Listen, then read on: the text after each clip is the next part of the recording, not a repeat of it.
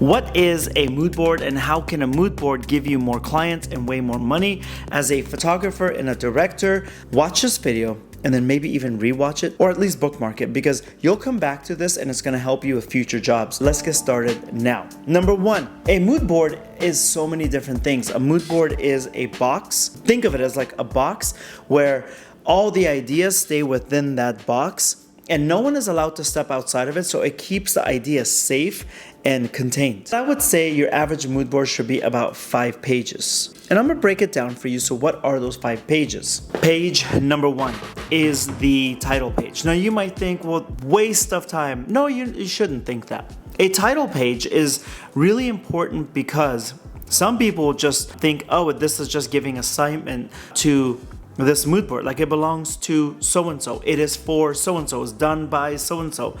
I don't see it that way. And I don't teach the people in my step pricing course to do it that way.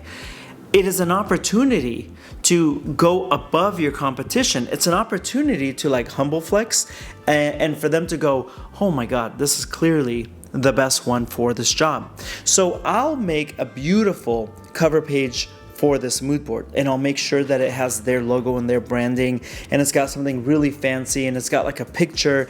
I want them to look at it and go, oh, I'm playing to their ego. And that's not a manipulative thing. The title page should be something that they love to look at that makes them go, this is gonna be a fun shoot. Okay, this is the right person.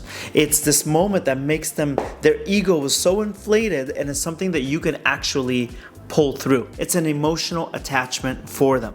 So that's what you wanna do. You wanna hook them in because people purchase based off of, people make decisions based off of emotions, not off of logic. That's what your title page should be. Really want to drill that in because I want you to get the job. The second one is a lighting page. So what I would just do is just put on top lighting inspo. Really, really simple. Who you're trying to explain it to are non-creative people. That's the hack. The people generally writing the checks, submitting invoices to are non-creative people. God love them, they run the business, but you gotta break it down for them. So you're gonna say lighting because I could say, oh, it's gonna be vibrant, but vibrant to you is different from vibrant to me and the next person. So the best way to seal the deal and to stop that conversation from going crazy is to contain it in that box that I was talking about. You're going to show examples. It could be 2 photos, but I think you should do like 5 photos because what you want them to see is consistency. Like, oh, every single photo has like a really hard shadow. So when you say this is gonna be a fashion light, it's gonna be up against a white wall, it's gonna be up against a purple backdrop like that, it's gonna be on a rooftop, for example, they know what exactly kind of lighting you're going to get, you're going to give them, or what they're going to get. That puts everyone on the same page.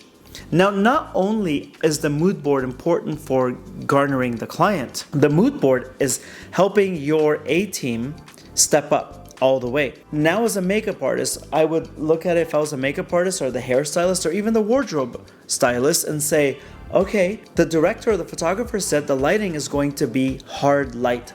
So that means hard shadow. Soft light means soft shadow. So if we're going to have hard everything, then I should probably ask this photographer if he or she expects something like a little bit more shiny that sends sparkle up against the wall. That helps your wardrobe stylist do a better job. That means your makeup artist is gonna say, uh-oh, I gotta be really, really on point with shiny areas, this triangle in the tip of the nose and here, because that hard light is going to make the skin shinier. So I gotta make sure that I'm on point. And the hairstylist is gonna say, okay, so that means the hair is also going to create its own distinct shadow. What is page 3 gonna be? Styling and or hair and makeup.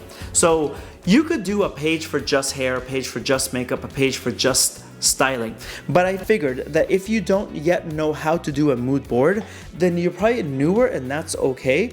Then put them all together on one page. So you could say like 2 images per. You could say styling is gonna be jeans and like a tank top kind of look. You have a couple of those. Maybe you have 5 pictures all in a row. Doesn't matter. It's as long as they get the point. So hairstyle is like, something sexy, something loose. Maybe, we have, I don't know, chunks of hair falling. Don't know. I don't know much about hair. Page 1, the title page, should make them go, I think I found the right photographer. Page 2 pulls them in a little bit closer. This is your client. Page 3 pulls them in even closer. Like, oh my gosh, I think this is the right person. So on one hand, it's selling. On the other hand, your mood board is taking your team and giving them the recipe for success. What is left? We have page 4 left. We're going to talk about poses. It's really, really important to have poses down. So you could say you're gonna be up against the wall, arms crossed, kind of looking to the side, or you can have shots saying, I'm gonna have you jumping up and down, like every other person that thinks they're original and they stick their tongue out in their picture. Like, why would you do that? It doesn't matter. Show the energy of these shoots and then put that in the poses. Now it's okay if you wrote a note and you said, we will add more poses to this. We will add more clothing styles to this. This is just to kind of give you an idea, the energy of it, which is the preview for the next page. You have to take care of your clients. You have to take care of your crew. You never, ever sell. So when you take care of people, they're going to take care of you, and they're going to say, no, this is the only person I am going to be shooting with. I want to talk about credit. You'll see me using other people's photography on my mood boards. People have used my photographs for their mood boards, and I've seen it before. It's important that no matter what you do, we're all inspired by each other's work and people before us. It is very important that you don't pretend that this was your original idea, that it is your own unique recipe. Now let's talk about the final page. Good energy, good vibes. I would love for you to do a 5th page that is just vibes. Put that title on top. Oh, that's the energy, that's the vibe. Okay, that's the personality. You're gonna put a bunch of photos.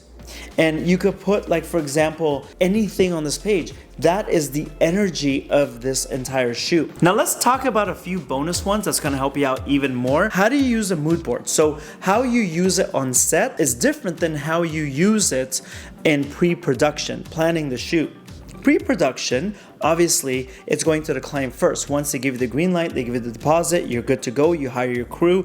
Then you send that to your crew and you say, are you available on this date for this project? Can I send you the board? And that's all that it is. You send them the board and they're like, this looks amazing. I'd love to be a part of this project. And then you say, this is the rate that we have for you. Do you accept? Do you not? Done. How you use it on set is this. I'll make a physical hard copy, and then I'll put it up near the hair and makeup station.